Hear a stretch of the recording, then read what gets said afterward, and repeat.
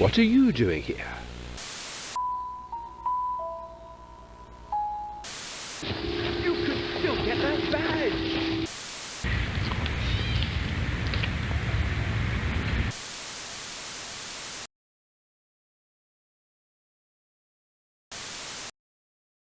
If you had to choose, who would you say is your favorite mascot?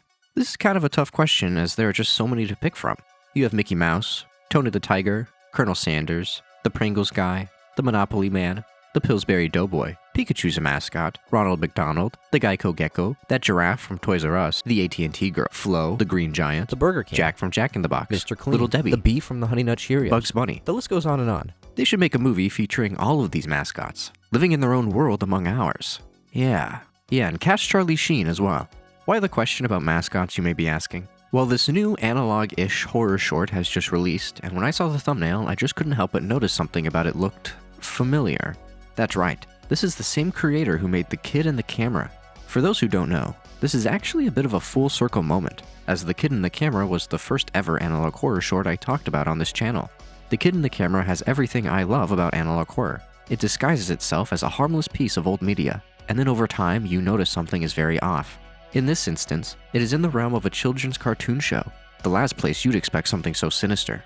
If you haven't already, I highly recommend you check out these horror shorts as they are very effective in lowering your guard, only to strike once you least expect it.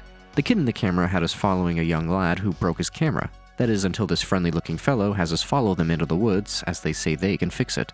The whole thing ends in the twist that the friendly-looking fellow was actually an adult kidnapper who successfully lured this child into his home. It's super haunting, so I can only expect the same from this new short. As always, be sure to check out the original video before diving in over here for us to brave the forest together. Let's put on our protective gear and head back into this terrifying world. But before I let you get too far, there's one more piece of gear we could use for our journey, and that is the sponsor of today's video, Mantis Sleep. Mantis Sleep makes a variety of high-quality sleep masks like the Mantis Sleep Mask Pro, with multiple colors like this ash blue I've got here. My favorite sleep mask so far has got to be the silk one, just because I love the way it feels. However, the gang over at Mantis Sleep were kind enough to send me over their most exciting sleep accessory yet, the white noise machine. This is a dream come true for me as I need background noise to sleep just about any time. Just plug in the machine, get your remote, and you're good to go. There's multiple options for sounds such as a fan, the rain, and just your typical white noise, with volume control and timer options as well. I'll have a link down below in the description if you want to get your very own Mantis Sleep Mask and or white noise machine. And be sure to use the code 4PLUS at checkout to get 10% off your order. Once again, a huge thank you to Mantis Sleep for sponsoring today's video. But anyways, now you can pass through. The Hunt Among the Green. The first thing we are met with is a nice preview of what is to come next on this kid's cartoon channel. I'm excited to see my man Pippin chilling with his friends. However, first, we've got a new entry in the segment Star O'Clock Stories, my personal favorite. Something that this has already been doing well is this children's TV channel format. This feels truly authentic to kids' TV from way back when. You know what this reminds me of? The Good Night Show with Nina and Star, which until just now I haven't seen since I was like 7, so this has been a very bizarre experience rewatching this. I can't wait for this horror short to completely stain my fond memories of it. But back to the topic at hand. The title of this week's episode of Star O'Clock Stories is The Hunt Among the Green. We are introduced to a young girl named Brooke. She's a proud member of the Green Girl Guild, essentially the Girl Scouts. Brooke is a sweat and has the most badges out of everyone else, and she proudly flaunts it off on her sash. Way to show off. On this day, however, the guild leader gave them all a challenge, a scavenger hunt that would give them a special new badge, and since Brooke needs to get ahead of everyone else, she needs to be the first to earn it. First, she collects something soft, a flower, something sharp, a rock, something light, a feather, something dark, an ant, something shiny. This one's tough. But we look off in the distance and see something sparkle by the tree. We approach it and find a small broken mirror. While distracted by the mirror, a little robin comes by and steals our bag. We chase after the little bastard, but after a bit, it looks like the bird just abandoned the bag. We come across it and pick it up, except nothing is inside. That thieving shit. And to make matters even worse, we look around and don't recognize our surroundings. Uh-oh, we're lost. Brooke's first thought is to stay put, as someone is sure to find us. So we wait, and wait, and wait. Alright, what gives? After a ton of time passes, we end up hearing a ruffling in the bush next to us. We go to take a closer look before we are met with quite the unexpected surprise.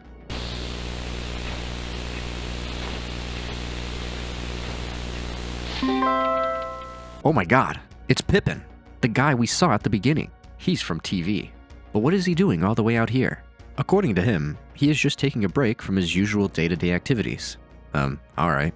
He then asks us what we are doing, and we tell him the sad news. We are lost. He is shocked that we are lost, given our array of badges on our sash. But lucky for us, our camp is Pippin's destination.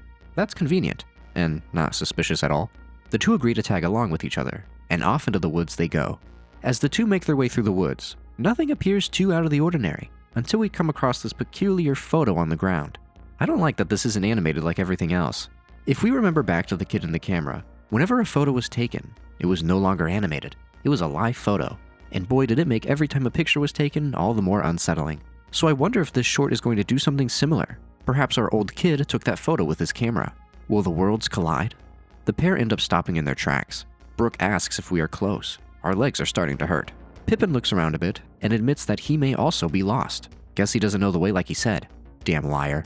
Off in the distance, however, we begin to hear clinking. The two get closer to the sound and find this interesting fellow. It's some sentient bottle named Billy Bottle Pop.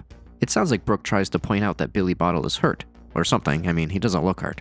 Nonetheless, Pippin cuts her off and tells him the situation. We are lost and can't find our way to the camp. Brooke looks off and sees this bucket up against the tree. Pippin asks if the bottle can help us, and he says he can help us. Brooke then questions if he is sure he knows the way, and this bottle seems quick to cut her off. Are you really sure you know the way to... Desmodop drinks refresh you in a blink. I can't help but notice that Pippin looks a lot more frightening when out of focus. Brooke gives off a nervous chuckle, but then this really odd sound can be heard off in the woods.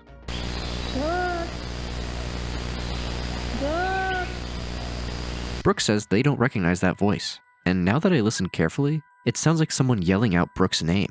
You may not recognize the voice, but they are calling out to you. Don't tell me we are dealing with a mimic of some sorts.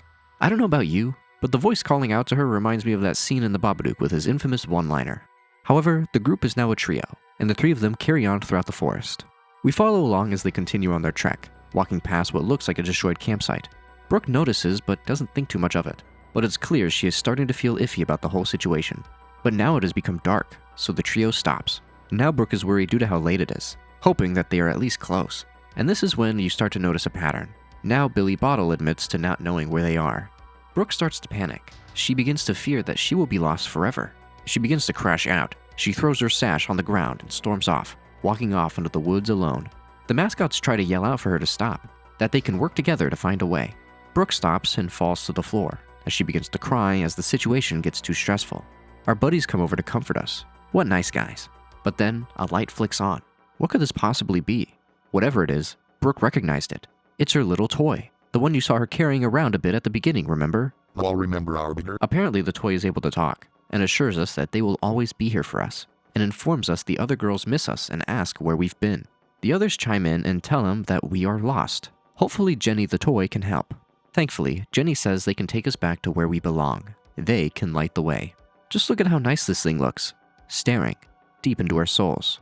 A light begins to beam out from the center of the toy, and it looks like it starts to put Brooke to sleep. Uh-oh, this can't be good.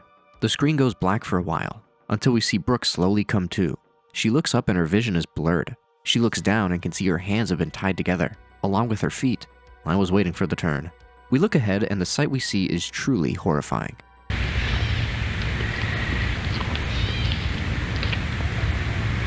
We quickly shut our eyes. He totally saw us, pal. It looked like Pippin was eating something, and based on the hand I see hanging out of the pot, I fear I know exactly what it is. More like someone. These mascots are cannibals, I think. Would they be cannibals? I guess not if they are these weird rat and bottle creatures.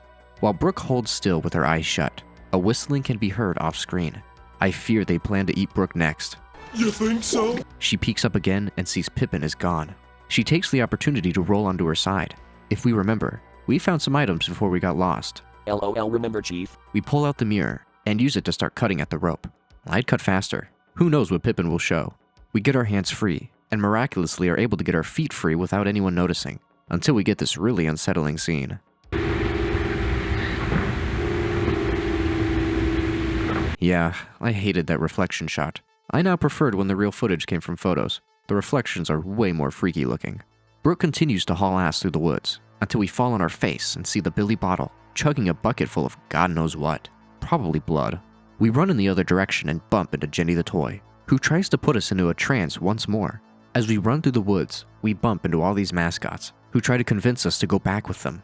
It took me a bit to notice, but as Brooke runs, you can see all the faces of their previous victims. The fact that there are so many is just horrifying to think about. Brooke ends up coming across a cave on the side of a mountain.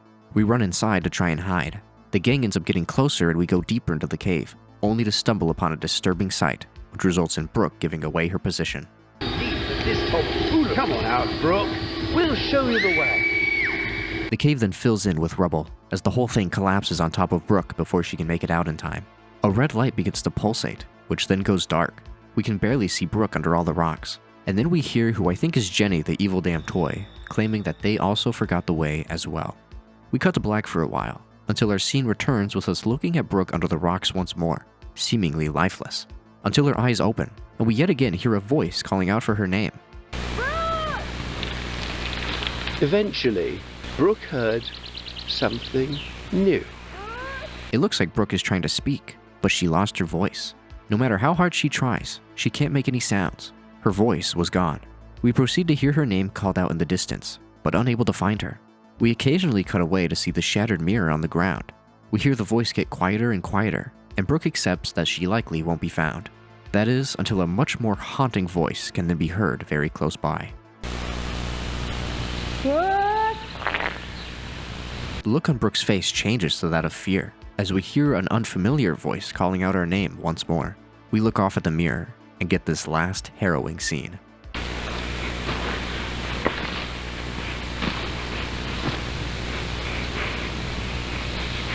Yet another successfully terrifying horror short film from the likes of Grumbled Inc. Entertainment, and also another really dark and tragic ending. This ending is almost like The Mist or Open Water, which, I guess, spoiler alert for the endings of those movies, where the characters are just so close to salvation, but yet so far. Granted, these are very different scenarios. In The Mist, the guy kills his family only for help to arrive literally 2 seconds later. And in Open Water, the guy dies and the girl drowns herself. And the whole time we cut between that and shots of rescue helicopters and boats searching for them, seemingly pretty close by. The idea here is similar, being trapped under rubble but unable to call out for help, even when that help is so close but unable to find you. The torment and tragedy it must be to hear that voice get quieter as they walk off, thinking you must be somewhere else. It's a horrible thing to imagine, and it's unfortunate poor Brooke met that fate. Unless whatever that freaky thing at the end changed that. Which brings me to the big question. Who was that? If we are following a similar formula to the kid in the camera, it's highly plausible that these quote-unquote mascots were actually real people, just probably in costumes. Whether or not it was only one freak or a group of them, who's to say? But nonetheless, they had planned on eating her. Oh, I see the connections. Yuck. A very interesting theory I've seen is that it is the same man who attacked Kaylin. If you look at his image at the end of that short and his reflection in this one, they do look very similar. It would also fit his MO, dressing up as cute child-friendly characters with the malicious intent to lure kids into danger. He chopped off Kaylin's legs last time, so we know how deranged he is. What strikes me as interesting, however, is that cannibalism doesn't really fit this guy's MO. At least I don't think. I suppose he could have decided to eat Kaylin off screen, but who knows. Like I mentioned earlier, it's very possible that it isn't just one guy going out and kidnapping these kids. It could be a group of them. It's possible that the mascots in this episode were going after Brooke to eat her. Then she got caught in the cave-in, and then here shows up the OG freak. Something else to remember is that photograph Brooke saw in the forest. Another potential tie to Kaylin's camera. Perhaps the kidnapper used his camera to then take photos of his future victims. It's some sick shit. Just like the kid in the camera, this whole thing is shown to us in a very childlike perspective. So when we get these tidbits of real footage, it makes the scene so unsettling. It also makes it to where you can make real-world ties to everything. And the one that had me a bit stumped was her toy, Jenny Joy. It literally seemed to drug her of some sorts. I imagine that in reality, this is supposed to represent being betrayed by someone you trusted. Perhaps a family friend, or even worse, an actual family member, betraying Brooke and setting her up for this awful fate. To think that Brooke gets lost in the woods, stumbles upon someone she actually knows, only for it all to be a setup? This makes me think that we may get another installment in the Star O'Clock stories here soon. Hopefully we get to go after that evil bastard and his gang of cannibals at some point. Bring them to justice. It should go without saying, but I highly recommend you check out The Hunt Among the Green for yourself if you haven't already.